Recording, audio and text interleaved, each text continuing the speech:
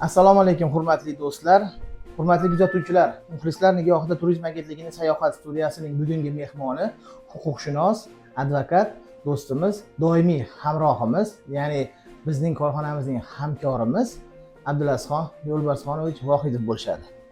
Abdulazizxon, avvalambor Kamtarona studiyamizga xush kelibsiz. Sizga bir qator savollar bilan murojaat qilmoqchimiz.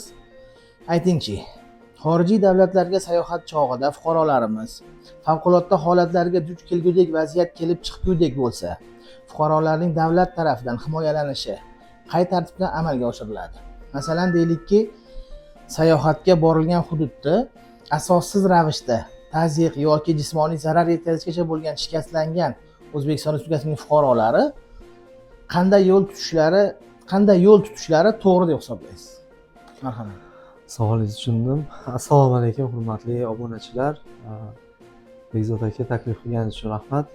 Va bevosita savolga to'xtaladigan bo'lsak, birinchi navbatda har bir bizning fuqarolarimiz chet davlatga sayohatga chiqishdan oldin shuni bilishlari kerakki, albatta ular O'zbekiston Respublikasining himoyasidagi fuqarolar hisoblanishadi.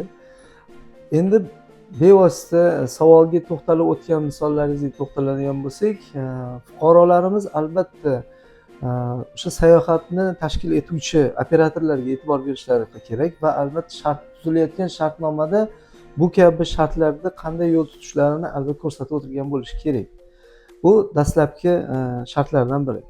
Qolaversa, shunaqa holatlarda fuqarolarimiz bevosita o'sha yerdagi huquqni muhofaza qiluvchi organlarga vaziyatiga qarab turib yoki bo'lmasam O'zbekiston Respublikasining o'sha xalqaro o'sha davlatlardagi elchixonasiga yoki konsulligiga murojaat qilishlari kerak bo'ladi.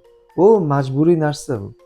O'zlari o'zboshimchalik bilan yoki o'z bilimlariga tayangan holatda mustaqil ish tutishlari mumkin emas. Rahmat. Yana bir savol bilan yuzlanmoqchimiz. Ma'lumki, har bir suveren davlatni o'zini ichki tartib-qoidalari va qonunlari mavjud. Sayyohlarimiz xorijga turizm maqsadida borishganda qanday voqeliklarga yoki munosabat bildirmasliklari, xayrixohlik qilmasliklari kerak deb o'ylaysiz? Tushunarli. Dastlab bizni fuqarolarimiz shu chet elga safarga chiqishganda, u yerda bo'lib turgan vaqtlarida o'sha yerdagi turli xil siyosiy o'zgarishlar yoki siyosiy bir qanaqadir voqeliklarga, misol uchun bu namoyish ko'rinishida bo'lishi mumkin yoki tartibsizlik ko'rinishida bo'lishi mumkin yoki bir qanaqadir siyosiy bir partiyani o'zini bir saylov oldimi yoki bir qanaqadir o'zini targ'iboti bo'lishi mumkin.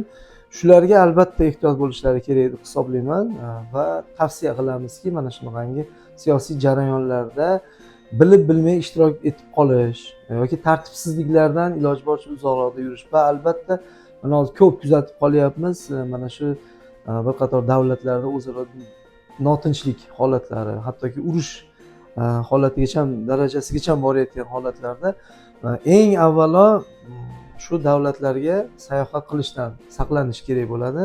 Lekin o'sha paytda shu joyda bo'lib qolgan fuqarolarimiz o'zlarini shu jarayonlarga vaqt ajratmaslik, ya'ni umuman ishtirok etmaslik, qatnashmasliklari kerak bo'ladi. O'zlarini tiyishlari kerak bo'ladi.